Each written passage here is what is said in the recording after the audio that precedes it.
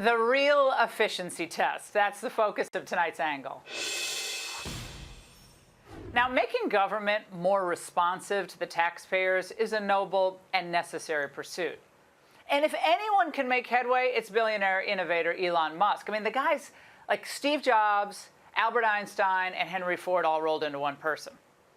If he can get a massive rocket off the launch pad, certainly he can make real progress on Capitol Hill working with the Doge caucus. But to all the naysayers out there, well, we know what Kamala Harris's approach would have been. She would have borrowed and printed money until the world decided to stop lending to the United States altogether. But as Doge peels back the bureaucratic onion, Americans are going to learn a lot about what a joke Washington has become. Do you know that most federal workers have never returned to the office post-COVID? Now, back at the start of COVID, the Angle predicted that the same spoiled stay-at-home bureaucrats that we had been chronicling and discussing at the time for months and months, that they would not return voluntarily to the office because sending them home in the first place was a bad precedent. Many federal employees haven't returned to work full-time since the pandemic began. In-person work is expected for people like store clerks, janitors, airport personnel, but the average federal worker apparently believes staying home is their right. If they haven't been into the office for 2 years, how essential can they really be? Yeah, not essential at all. Now, that was 3 years ago. And where do things stand now? How many federal employees are actually working in the office?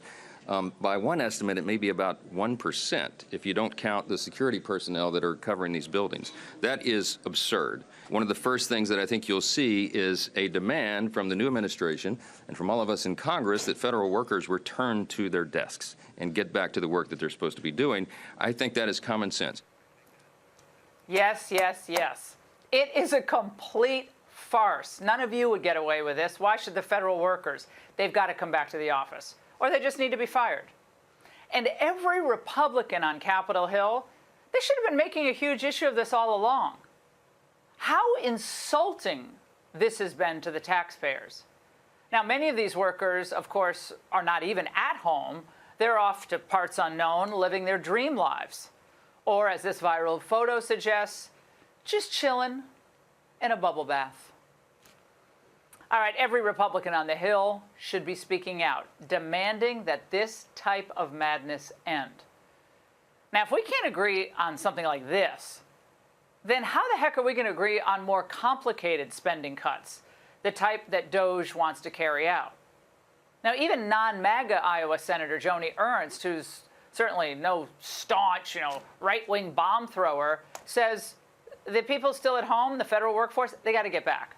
Legislation is going to be needed. It should already be written. 53 GOP senators will surely support this. Thus, it will pass unless it's filibustered by Democrats. Good. I dare Democrats to filibuster this type of legislation.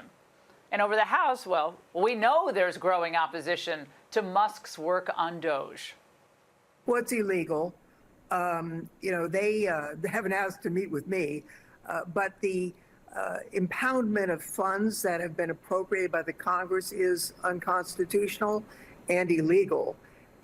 There is no such Department of Government Efficiency. It's made up. So good luck to them. So much for the hope that there would be this bipartisan outpouring of support for Doge. There are a few people here and there, but Hakeem Jeffries, the House Minority Leader, responded to the Doge excitement, essentially feigning ignorance, then trying to claim that this idea was his all along. It's unclear to me what exactly the objective is related to this so-called Doge initiative. From our perspective, we want a federal government that is effective and efficient and equitable. And to the extent the other side of the aisle shares that objective, which is what is right for the American people, then we'll see if there's common ground that's possible. Oh, okay. First of all, you heard the word equitable. Look out for that. And yeah, when all of us think of the word efficiency, we think about the House Democrats. Not. All right, the fact is, members of both parties, though, we got to be fair here on the angle, they're culpable here, with majorities voting for budgets that over the years have funded things like, this list could go on, efforts to boost Egyptian tourism, because that's your priority, training for DHS employees to be their authentic and best selves. And I love this, just found this today, $4 million for an Alaska king crab enhancement project, $5 million for the Louisiana sugarcane research. That's courtesy of Bill Cassidy, thank you. You know, we could be here again all day long doing this list after list after list. And by the way, speaking of lists, the same waste and efficiency analysis must be applied to the Pentagon as well. It's almost, I think, $900 billion budget. It also needs major trimming. After all, it can't pass an audit for a reason, because there is a huge amount of fat to be cut there. And the Defense Department is where Vivek and Elon are going to find the most resistance, I believe, among the president's own party. Now, let's face it, they've never met a Pentagon budget they didn't like. This must change. It isn't 1984. It's not 2004. This is 2024. And we're $35 trillion in debt. Our interest on that debt is now over $1 trillion annually, and that will eventually kill us financially. But in the end, when you look at the full scope of what needs to be dealt with, there's not a lot of point in talking about reform to the big entitlement programs, which is a big share of the budget, Medicare, Medicaid, Social Security, which is a flashpoint in American politics, the toughest thing of all, until we can get substantial agreement on the basics. And on those basic issues, some of them we've just discussed, we got to smoke people out here. We have to get them all on the record. If you're not with the president's agenda here, you're going to be primaried as a Republican. Just understand that now. Then we can make real progress among both the Republicans and the Democrats. And that's the angle. 47's adding a YMCA wiggle and a Johnny Carson golf swing to his little boogie. There he is celebrating at the Fox Nation Patriot Awards last night on Long Island after winning Patriot of the Year. But how does Melania feel about the dance? This is very special and unique dance. It is, right?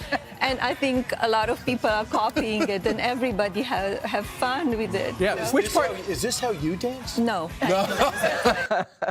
Meanwhile, Biden left all his dance moves in Africa. He was back in D.C. to light the Christmas tree after his little safari. And let's just say he wasn't having a great hair day. Someone left his mousse on Air Force One.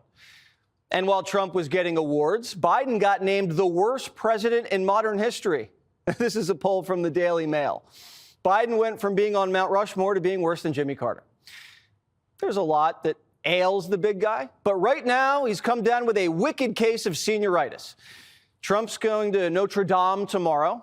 He's going to do the coin toss at the Army-Navy game next week, and he's meeting with prime ministers. If Biden is unhappy about being upstaged, he hasn't offered any hints, is what people close to Biden are saying. The consensus in D.C. is that Trump is already basically running things. Trump even called Biden last week to wish him a happy Thanksgiving. And the Democrats can't even get it together for a class photo. Watch. Here we are. Thumbs up's only for winners, Chuck. Plus, the party's still a little cranky over the pardon.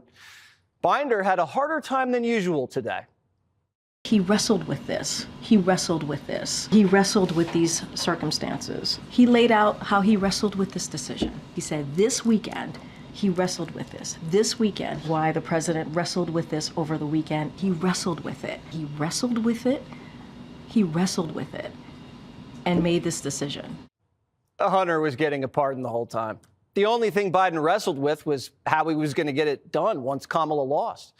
They had a little deal that if Kamala won, she'd pardon Hunter so that Joe didn't have to. That would look more graceful and compassionate coming from her, and Biden wouldn't have had to go back on his word. But Trump won and made Biden pardon his son. And the Ragin' Cajun still not over this election.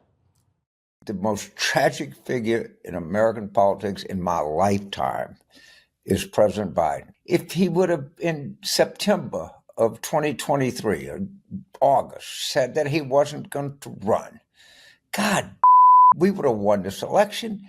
And it wouldn't have been that close because we'd have had so many freaking talented people that were running. And he would be sitting here right now, getting ready to leave on a high note. There would be naming commissions to figure out what we're going to name after him. I actually feel for Biden, and he knows that he f***ed up. Democrats are moaning all over Washington that Biden set us back tremendously. Mark Halperin told us last night. At this point, Biden will probably get a bookmobile instead of an actual library. Donors have had it with Joe, and they're still calling Kamala and asking her, where'd the money go? Remember how Harris built a backdrop for the Call Her Daddy podcast that cost $100,000?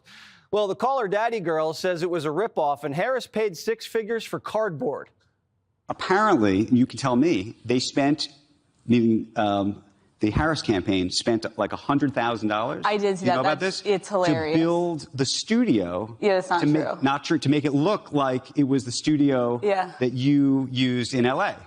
My studio that is gorgeous in Los Angeles doesn't even cost 6 figures. So I don't know how cardboard walls could cost 6 figures, but. But do you think they did that? I mean, you saw it. Absolutely not. With love to them. Oh my God, it was gorgeous, but like, it wasn't that nice. It wasn't like gorgeous marble. Like, no, that was not 6 figures. Meanwhile, vendors are complaining that Kamala's campaign stiffed them. She still owes millions. You only get paid if you're Al Sharpton. $500,000 went to the National Action Network. Black churches are calling for the Reverend to be suspended from MSNBC. They say Sharpton put a moral stain on the integrity of the black church. And Jon Stewart says the media punked themselves. Listen. We appear to be in a transitional period where we are not sure about whether the ground we are standing on is solid, although the news media seems convinced that we are the roadrunner and the coyote has run over the cliff, and we just looked down and realized there's nothing under our feet, and now we are plunging to our deaths because the news media is always very circumspect. We don't know what's going to happen when Donald Trump takes over. Unfortunately, we can't see into the future, but we have to be prepared for all outcomes. I don't know how helpful it is to get us our pants this much this early. Democrats are kicking dirt at Biden, Kamala, the media, the Rev. Tim Walz is just hiding in his garage. Hey, everybody. Tim here. It's happy December. Winter in Minnesota, so I am working in a garage that is somewhat heated. But I have a couple projects I was going to do. I have to show them to you. I got a 22-year-old little E-Series BMW, kind of a neat little car, but replacing the switches here. If you look on this on the middle console, this is the window switches you're looking at right there. And they just didn't work anymore. I didn't pull them up. They're kind of plug and play. You can buy that part for $30. Some things you just can't fix. So Democrats are looking outside their party. Eric Adams might be MAGA curious. Would you ever consider rejoining the GOP? The party that's the most important for me is the American Party. I'm a part of the American Party. I love this country. This is the home of the free, the land of the brave. And Doge is intriguing Fetterman. I admire Mr. Musk. He has been involved in very important parts of American society, AI, SpaceX, and other kinds of things. Yes, he's on a different team, but that doesn't make me an enemy. I don't be automatically going to become a critic. It's like, hey, he has made, he's made our economy and our nation better. And our politics are different, and I don't agree with some of the things that he might say. But that doesn't make him, like I said, an enemy. What you're seeing is certain Democrat politicians clear the way for Trump's team to revolutionize D.C. His team of creators are going to build a new golden age. The billionaires and entrepreneurs are going to take AI, crypto, trade, and energy into the future. His team of destroyers are going to clean house at the FBI, DOJ, the Pentagon, all across the administrative state. Not destroying for the sake of destroying, just extinguishing the rot. This crew is all about helping you. J.D. Vance, isn't tinkering under the hood like Tampon Tim. He's in North Carolina checking in on hurricane victims. My simple message to the people of Appalachia is that we haven't forgotten you. We love you. We want you to have the best Christmas that you possibly can have, despite the circumstances. And I know that a lot of people in this neck of the woods feel left behind and forgotten. I just wanted to make them feel that their government leaders actually care about them, because we do. And certainly when this administration changes hands in the next 45 days, we're going to do everything that we can to help people rebuild, to get them back on their feet, to bring some commerce back to this area, but most importantly, to allow people to live in their homes and do what they need to do. Biden's been handing out money to Africa, while Kamala's been drinking pina coladas in Hawaii. It's good to see JD remember the American people are still going through something with Hurricane Helene. And Trump says this is only the beginning. I think you have seen more happen in the last 2 weeks than you've seen in the last 4 years, and we're not even there yet. Click here to subscribe to the Fox News YouTube page to catch our hottest interviews and most compelling analysis. You won't get it anywhere else.